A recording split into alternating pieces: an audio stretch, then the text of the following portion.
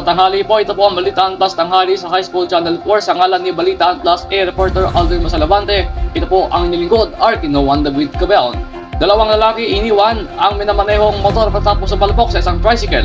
Sa kuha ng CCTV sa lungsod ng Antipolo sa Rizal, dalawang lalaki na nakasakay sa isang motorsiklo ang sumalpok sa isang tricycle. Sumakay pa di umano ang pagkaangkas ng may dumating na isang pang nakamotor. Iniwan ng mag-aangkas ang motor at tumakbo sa pag-aakalang pulis ang isa.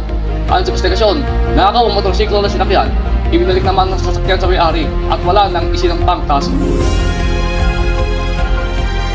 At yan po ang kabuuan ng Balitaan Plus Tanghali.